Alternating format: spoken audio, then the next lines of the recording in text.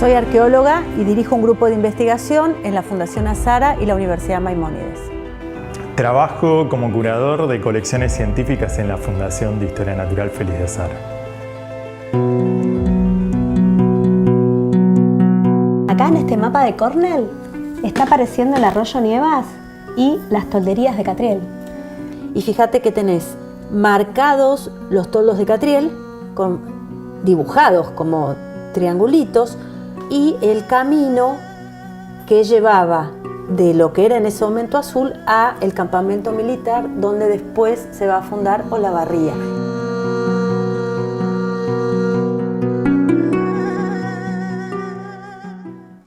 La arqueología histórica es una especialidad dentro de la arqueología que estudia el pasado de sociedades que tienen algún tipo de registro escrito.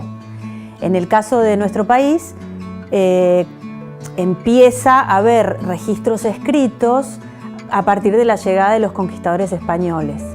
Así que más o menos el rango temporal que toca la arqueología histórica en nuestro país es de unos 500 años. A diferencia de la arqueología tradicional, que basa su conocimiento en aquellos restos materiales que dejaron esas sociedades del pasado y que se conservaron hasta ahora, la arqueología histórica suma a esos restos materiales otro tipo de registros escritos, que pueden ser documentación de archivo, registros cartográficos, relatos de viajes, también iconografía, imágenes como pinturas, grabados, más recientemente fotografías, y también trabaja con la memoria oral, con relatos y recuerdos, digamos, de lo que la gente cuenta en las distintas comunidades acerca de su pasado. Entonces el desafío de la arqueología histórica es trabajar con estos tipos de registros tan diferentes, no solamente con lo material.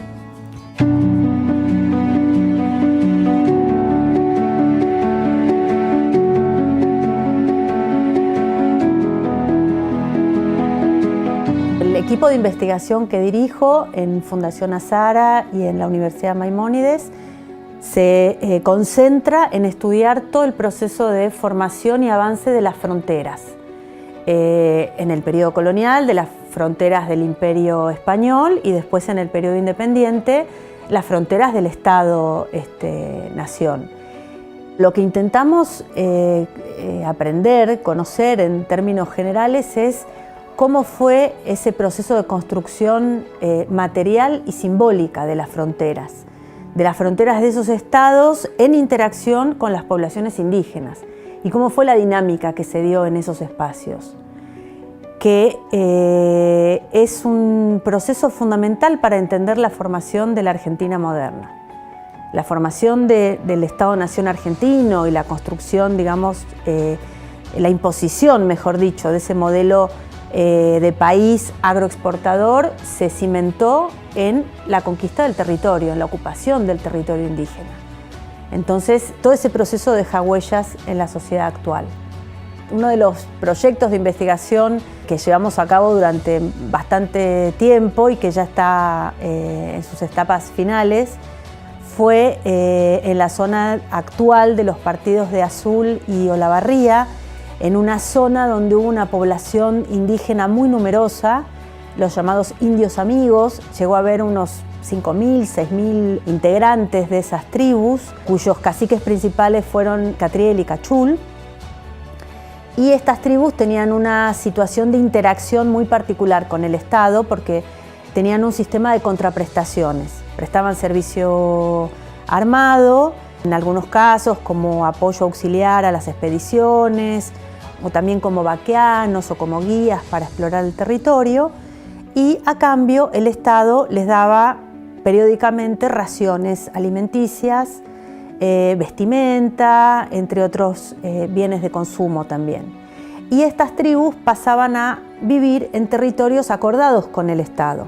En este caso, estas tribus se habían asentado cerca del Fuerte Azul, que era donde estaba la comandancia de la frontera sur.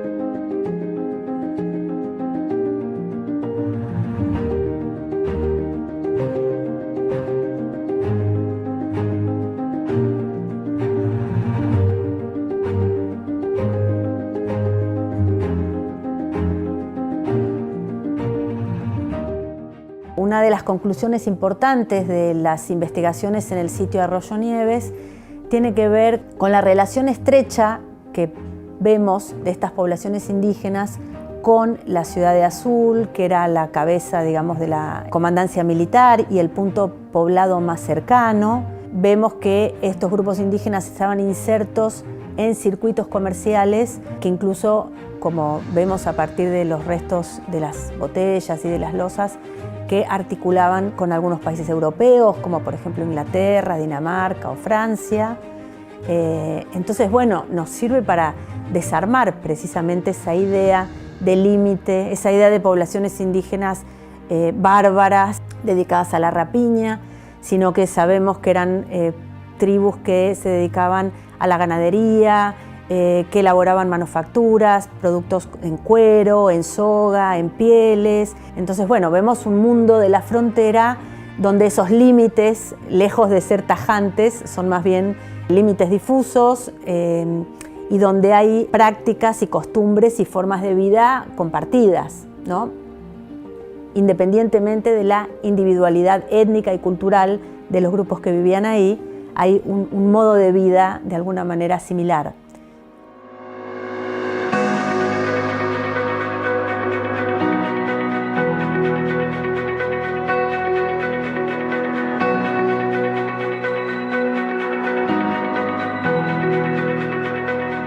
Tengo esta pieza que viene de una donación de una colección antigua y bueno, como verás, tiene una antigua restauración y tiene faltantes incluso. Yo no diría rellenar las partes que faltan, simplemente lo que haría es una consolidación de las dos partes para que por lo menos nos quede con la forma que le corresponde. Sí, poder fotografiar el material después. Sí. Mirá, los puntos de contacto son claros, así que le podemos, te puedo usar consolidante para que el hueso internamente quede bien y lo pegamos con ese pegamento y va a quedar, Perfecto.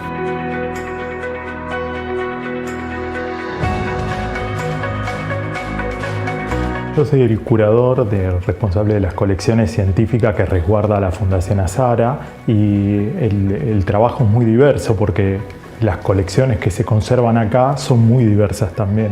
Entonces tenemos desde materiales antropológicos hasta materiales biológicos y el trabajo de curaduría implica conservar esos materiales de la mejor forma posible. Cada material tiene sus requerimientos y sus formas especiales para su conservación y catalogar esos materiales para que estén disponibles para su consulta por cualquier investigador que lo requiera.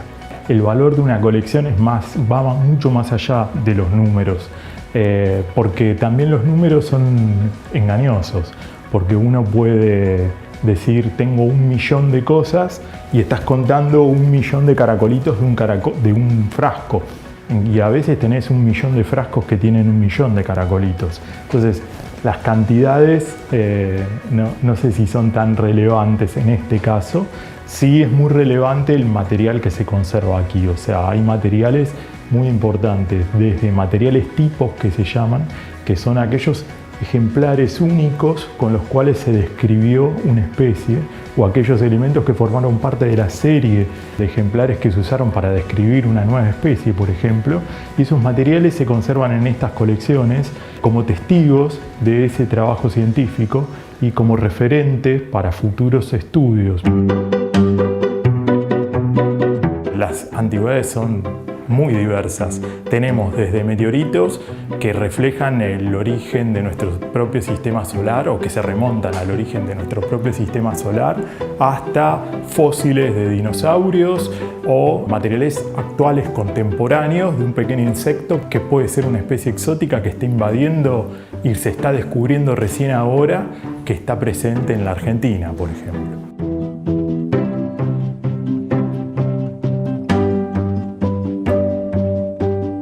Si tengo que describir el trabajo de un curador, es un trabajo bastante metódico que implica tener mucho cuidado con la integridad del material que uno va a conservar, así como de la información asociada a ese material. Muchas veces la información que está vinculada a un objeto de los que se conservan en las colecciones es tan importante como la pieza misma, ¿sí? Porque si nosotros ponemos mal un dato, eso podría quitarle valor a la pieza o llevar a malas interpretaciones del material.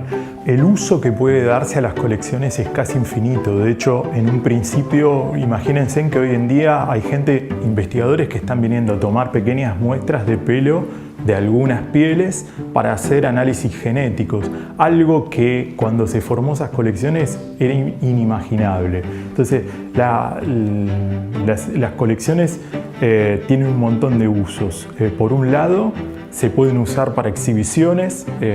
Nosotros usamos materiales que tienen valor más, nosotros llamamos valor didáctico, que son aquellos materiales que no son tan delicados científicamente, digamos, desde el punto de vista científico, ¿sí? Esos materiales los podemos disponer para usar en muestras temporales, en museos, en exhibiciones, y de esa forma tienen un contacto directo con un público, ¿no?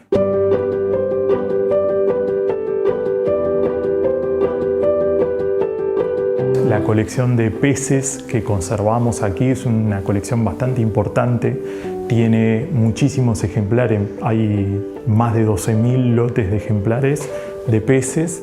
El lote se llama cuando uno tiene un frasco con un montón de pescaditos adentro, bueno, eso es un lote, por eso no decimos ejemplares. Ejemplares cuando es un material solo, y un lote es cuando tenemos un frasco lleno de material o una bolsa llena de material. Eso tiene un solo número de colección, ¿sí? Bueno, en el caso de la colección ictiológica, que es la colección de peces, es una colección bastante importante que tiene una gran representación a nivel nacional de la mayoría de las cuencas de agua dulce que hay en Argentina. También tenemos bastantes peces marinos y algunos lotes de peces de la Antártida y del talud. Sí, que el talud saben que arranca a los 200 metros de profundidad y se extiende hasta los 3.000, por ahí.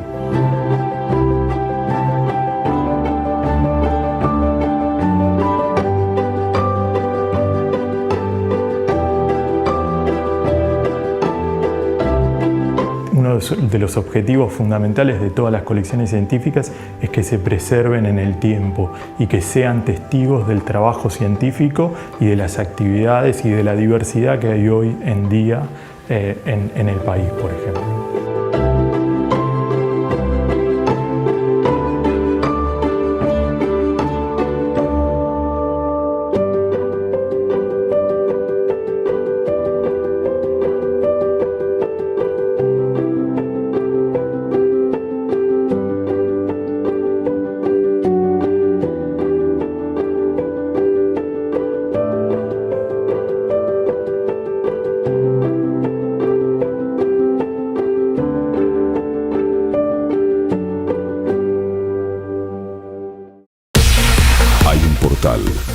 Hay un sitio, hay un canal donde el conocimiento toma la palabra. Todo Ciencia. Todociencia.com.ar. Mucho más que noticias científicas.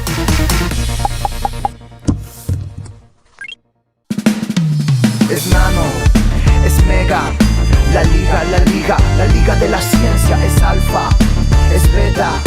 La liga de la ciencia.